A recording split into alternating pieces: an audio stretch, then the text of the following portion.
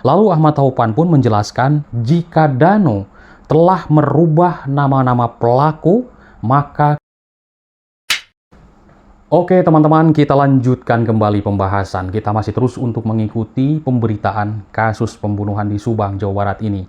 Kemarin sudah diadakan sidang pra-peradilan, akhirnya ditolak, ya kan? Seperti itu. Nah, ini seru sekali.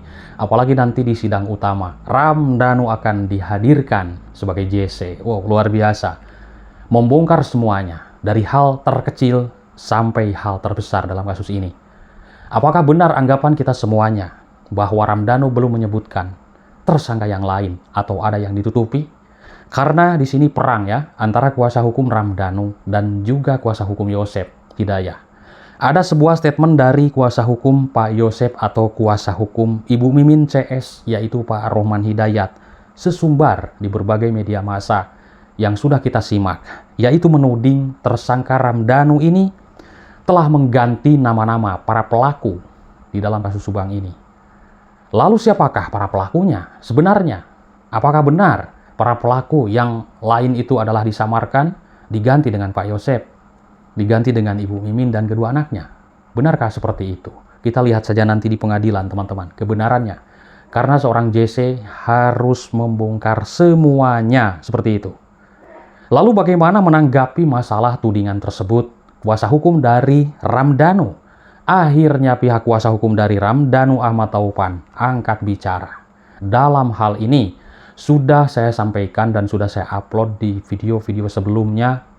Dan nanti teman-teman bisa pergi ke Top News ya, itu channel saya juga sama. Di sana menjelaskan yaitu berbagai keterangan statement dari kuasa hukum Ramdhanu Ahmad Taufan. Oke, dulu kita sudah melihat pemberitaan yang sebelum-sebelumnya bahwa pihak kepolisian Polda Jabar sudah menetapkan 5 tersangka di dalam kasus pembunuhan Ibu Tuti dan Amalia, yaitu pada Oktober 2023 sesudah Ramdhanu menyerahkan diri. Akhirnya ada tersangka. Tapi meskipun sudah ada tersangka di dalam kasus Subang ini, masih banyak sekali lika-liku dan juga mungkin sandiwara teman-teman. Perdebatan pun masih banyak sekali. Oke, siapa saja yang ditetapkan oleh pihak kepolisian Polda Jabar, yaitu Pak Yosep, Ramdhanu, Ibu Mimin, dan juga kedua anaknya dalam kasus pembunuhan ini, teman-teman. Sidang pra-peradilan pun, ya mungkin rasanya tidak berguna ya, karena ditolak. Rasa-rasanya itu hanya membuang-buang waktu saja, memperlambat, seperti itu. Itulah ucapan dari Ahmad Taufan. Akan tetapi banyak juga komentar publik yang berdebat di sini tentang sebuah statement itu, yaitu bagaimana klien Bapak katanya sudah buang-buang waktu saja selama 2 tahun lebih lamanya. Seperti itu kan? Sama saja seperti itu. Itu komentar publik yang saya bacakan. Dan wajar sekali memang publik sangat menilai sekali dengan kasus ini karena dulu di antara para saksi itu hanya berbohong teman-teman ya kan? Nah, tidak terus terang apa sebenarnya yang terjadi. Saling tuduh, saling tuding, dan saling menyudutkan, seperti itu. Oke teman-teman, jadi publik juga sangat menilai tajam dengan statement para kuasa hukum di dalam kasus pembunuhan di Subang, Jawa Barat ini. Selain itu, yang kita simak hanya Dano satu-satunya yang sudah mengakui terlibat dalam kasus pembunuhan di Subang tersebut, teman-teman. Sementara 4 tersangka lainnya yang merupakan klien dari Pak Rohman Hidayat masih belum mengakui dan mengelak apa yang dituduhkan oleh Ramdhanu. Jadi membantah. Akhirnya ada sidang pra-peradilan. Menurut kita, kenapa ada sidang pra-peradilan segala? Akhirnya kan ditolak. Karena pihak kepolisian sudah mempunyai bukti-bukti kuat untuk menjerat mereka yang mengajukan sidang pra-peradilan. Luar biasa teman-teman kasus Subang ini. Ya, mungkin juga kalau tidak kita bahas, maka akan tenggelam, musnah teman-teman, seperti itu. Oke teman-teman, karena hal tersebut kuasa hukum Yosep dan juga Ibu Mimin CS itu menuding bahwa sebenarnya Dano pelaku utama di dalam kasus Subang tersebut. Luar biasa ya, analisa publik itu tajam, dan juga ada salah satu channel yang membahas bahwa Ramdhanu adalah eksekutor tunggal. Ya, kita patut pertanyakan juga apakah benar dan tidak.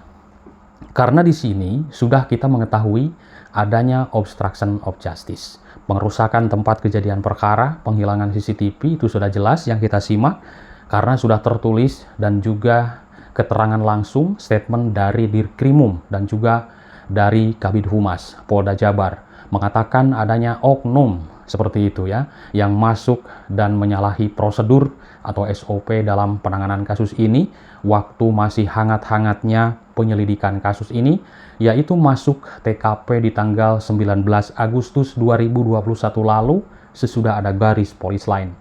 Siapapun tidak boleh masuk tanpa prosedur, teman-teman. Tanpa izin, ya kecuali mungkin inapis atau identifikasi dari pihak kepolisian. Ini kan alasannya memindahkan mobil Yaris. Wah, apapun itu alasannya banyak sekali. Siapa tahu di sana mengambil barang bukti, stick golok, segala macam. Golok akhirnya kan tidak ditemukan sampai saat ini. Seperti itu. Apakah itu untuk membela sang eksekutor tunggal, yaitu Ramdhanu? Nah, kita lihat di rekonstruksi, prarekonstruksi.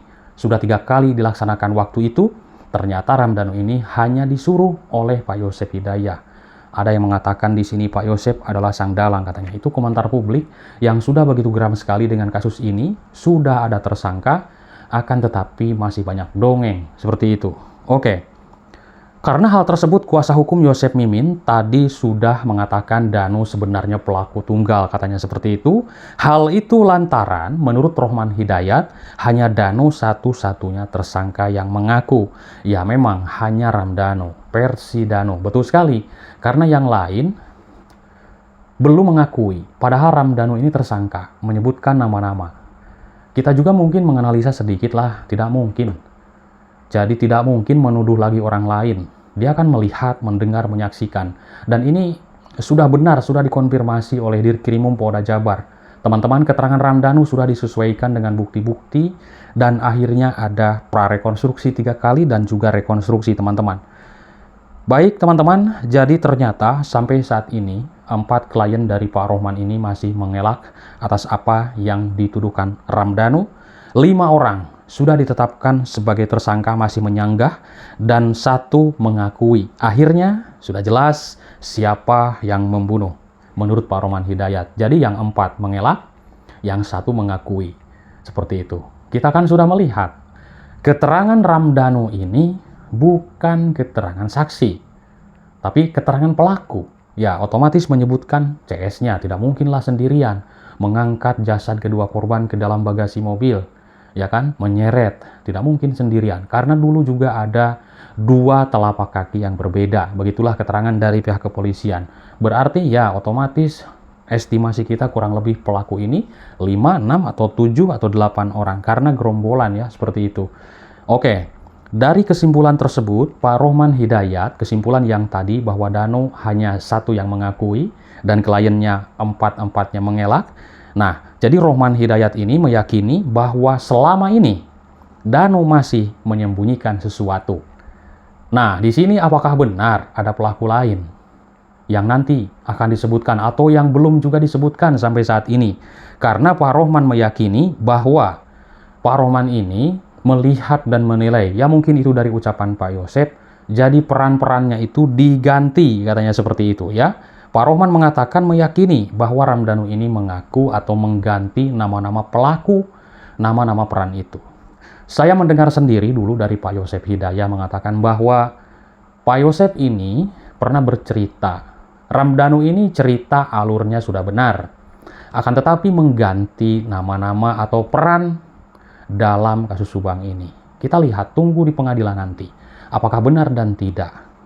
Dan mungkin banyak di sini komentar publik ya, kisaran 90% tidak percaya kalau misalkan Ramdhanu eksekutor tunggal, mengangkat Ibu Tuti sendiri, memarkirkan mobil Alphard tersebut sendiri, merencanakan sendiri, ya kan? Lalu kita pasti berpikir, apa sih motifnya?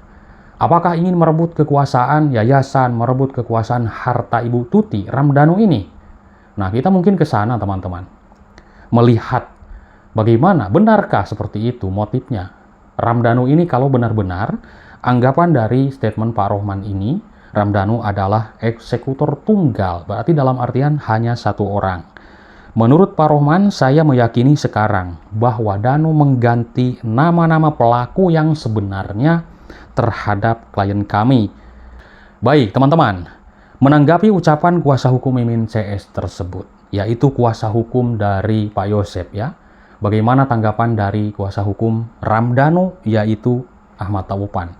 Di sini Ahmad Taupan tidak tinggal diam memberikan sebuah jawabannya. Ahmad Taupan membantah jika Ramdhanu mengganti nama-nama pelaku di dalam kasus Subang ini terhadap 4 tersangka klien Roman Hidayat. Ini perdebatan terjadi. Saya melihat itu waktu itu di YouTube-nya Heri Susanto dan juga Tribun Jabar. Nanti teman-teman bisa pergi ke sana juga. Itu sangat tidak benar menurut keterangan Ahmad Taupan. Lalu Ahmad Taupan pun menjelaskan jika Dano telah merubah nama-nama pelaku, maka kepolisian sudah mengetahui lebih dulu. Oke, Ahmad Taupan mengatakan dan juga menegaskan perkara penetapan tersangka bukanlah main-main. Ahmad Taupan menjelaskan Danu mengakui dirinya sebagai tersangka karena benar-benar untuk membongkar kasus Subang ini. Wajarlah kuasa hukum dari Pak Roman Hidayat ya mendebat dan juga tidak percaya dengan keterangan Danu karena bukti yang berbicara teman-teman, bukti yang sudah sangat-sangat 2 alat bukti untuk menjerat para pelaku ini. Jadi kalau hanya ucapan doang, ya tidak bakalan paten seperti ini teman-teman, seperti itu. Jadi Ahmad Taupan sudah menegaskan bahwa tidak mungkin bahwa Ramdhanu adalah pelaku tunggal dan mengganti peran dalam kasus Subang ini. Oke teman-teman, mungkin itu saja yang bisa aku sampaikan. Semoga teman-teman sehat selalu, ikuti terus kasus ini sampai selesai dan juga sidang utama nanti akan ramai. Terima kasih atas perhatiannya. Bye-bye.